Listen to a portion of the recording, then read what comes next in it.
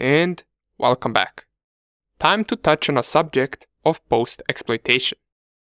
We have traveled a long way from the beginning. We covered information gathering, where we tried to get as much information about our target that we would find useful for a future attack. After it, we scanned our target from technical aspect and we discovered its open ports and softwares that it runs. We then used different tools to figure out whether that target has any known vulnerability that we might be able to exploit.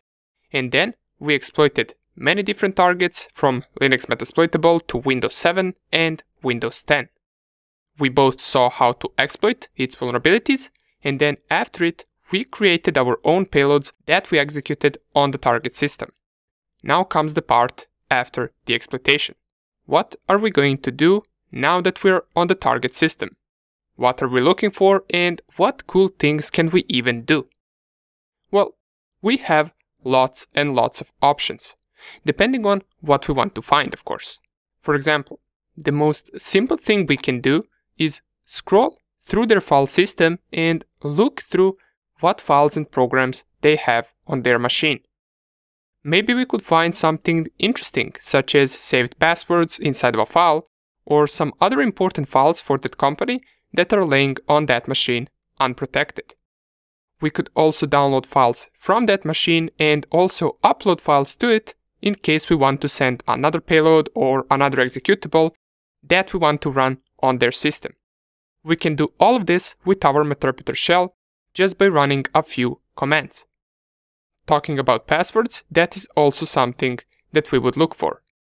We could try to extract saved passwords from browsers, for example.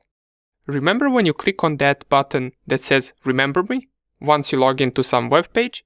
Well, those passwords could be stored somewhere on their machine. And why would we go for passwords? You might be asking. Well, getting targets' online accounts just expands our access to them.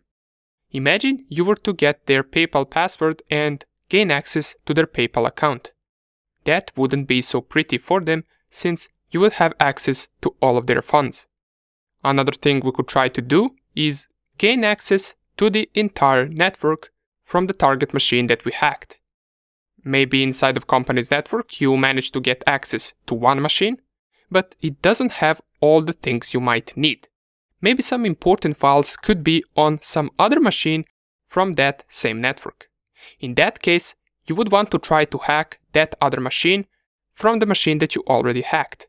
Now, you might be wondering, well, why not from our Cal Linux machine? Well, maybe machines that belong to that network have more trust between one another. Maybe they exchange files or communicate with some other software altogether on that same network. In that sense, it would be easier to get access to one of those machines from a system that is already inside of their network, right?